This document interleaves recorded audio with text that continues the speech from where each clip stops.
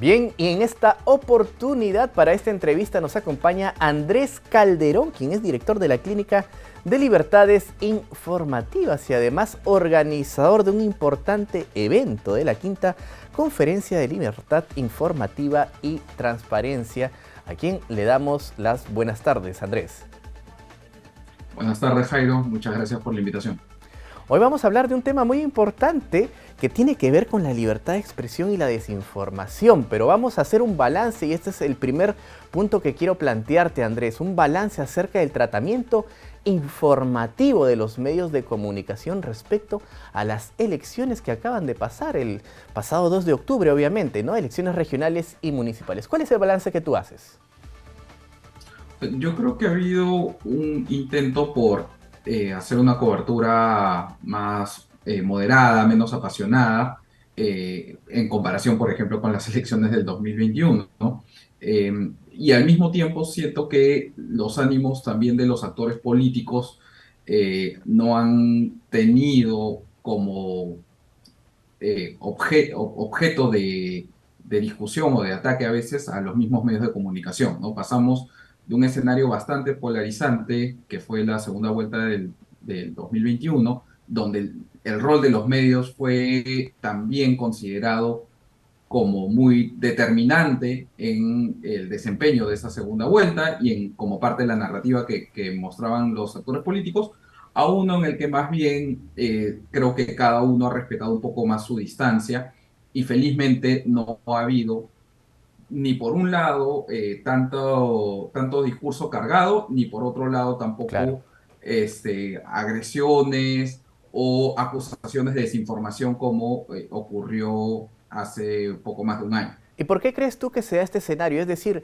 durante el 2021 el relato era que había un presunto fraude. Este año no se hablaba de fraude. ¿Por qué crees tú que hay esta variación, ¿no? Elecciones 2021, elecciones regionales y municipales 2022. O sea, por un lado, es natural porque, digamos, no hay una concentración de intereses tan fuerte como ocurre en una elección donde tienes dos opciones, ¿no? Donde tienes un candidato ganador y otro perdedor. Y es más, suena mucho más cuando digamos, la esquina que pierde siente un poco más empoderada para tener una tribuna que reciba ese tipo de mensajes.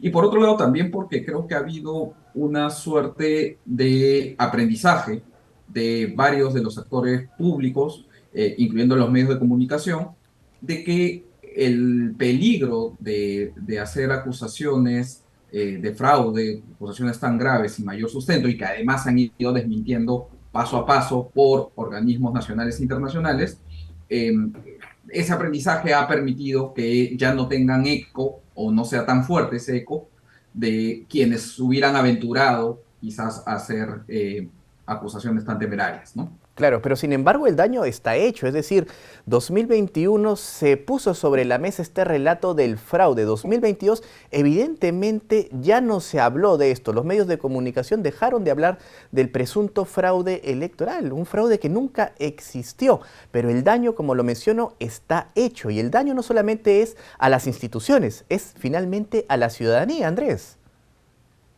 Sí, o sea, yo creo que el daño, por un lado, es un daño reputacional que puede tener una temporalidad significativa, pero acotada, ¿no? Acotada en un determinado momento y por eso es que ya de un año a otro no se escucha ese mismo nivel de grandilocuencia. Pero el daño en la ciudadanía creo que se genera en la sensación de desconfianza y en la sensación de que pueda normalizarse que en algún momento un candidato perdedor pueda utilizar la bandera del fraude o el cuestionamiento de instituciones vitales para una democracia eh, y que no sintamos que eso es algo tan extraño, que eso es algo que podría ocurrir. De hecho, sin esos ribetes y de menor envergadura, estamos viéndolo que en otros países también ocurre fenómenos parecidos, ¿no? Creo que es un fenómeno sociopolítico preocupante, pero preocupante no solamente localmente, sino a nivel global podemos estar enfrentándonos ante nuevos ataques a la democracia. Vayamos al momento actual. El presidente de la República, Pedro Castillo, señala que los medios de comunicación están parcializados, ¿no? Que están orientados a ciertos intereses.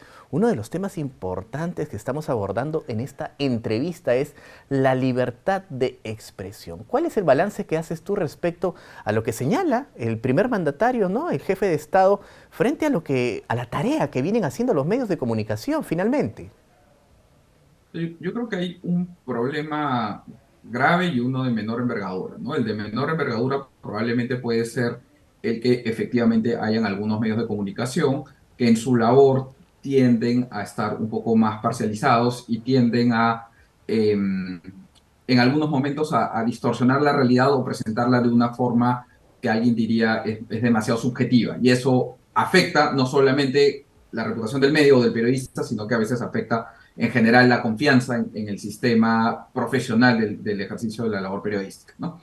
Pero eso que de los casos aislados puede llegarse a una generalización, nos trae justamente al problema más grande, y esto es que haya un actor político, el principal actor político de un país, que es el presidente de la República, que sienta que es una estrategia eficaz de defensa el atacar constantemente a los medios de comunicación, ¿no? Y el de simplemente negarse a responder los cuestionamientos públicos que aparecen, tratando de deslegitimar al mensajero. Y esto es algo en lo que creo que no solamente el presidente, pero el presidente es la figura más emblemática, están incurriendo algunos actores políticos, están tratando de mermar la labor que realizan los medios de comunicación y la prensa independiente, con el objetivo, decía nuevamente, de escudarse y no tener que responder frente a las críticas o cuestionamientos públicos que vienen saliendo, ¿no?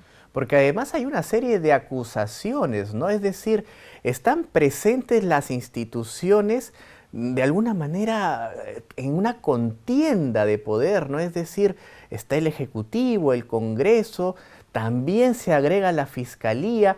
Ahora se lleva a un contexto incluso internacional. Tenemos la visita de la OEA, Andrés.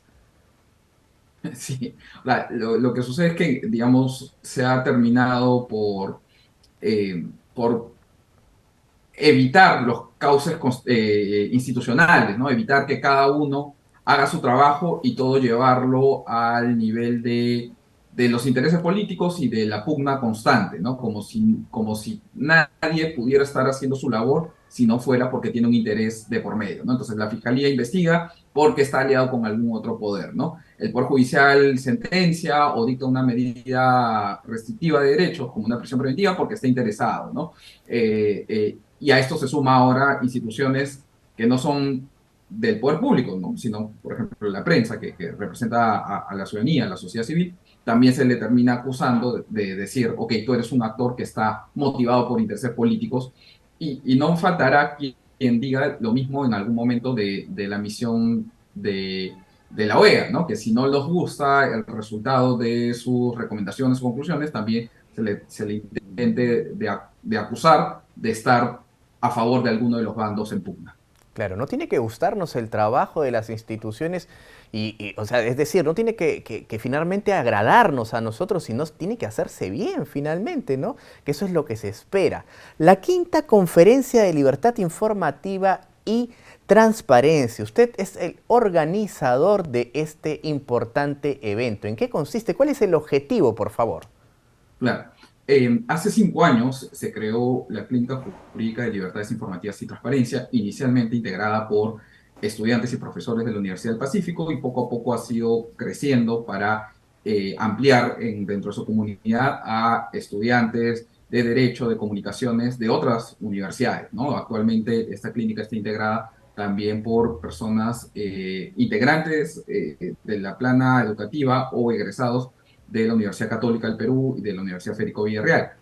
Y esta conferencia, que llega a su quinta edición, lo que busca es abrir un espacio de diálogo entre comunicadores, académicos, sociedad civil y autoridades que en este año van a reflexionar sobre los cimientos, lo más básico de la libertad de expresión y el derecho a la transparencia, que estamos viendo que se encuentran precisamente en una situación precaria, ¿no? Y por eso hemos puesto 5 paneles sobre los que quisiera conversar, en los que vamos a abordar algunos elementos esenciales que están en juego actualmente del ejercicio de estos derechos fundamentales.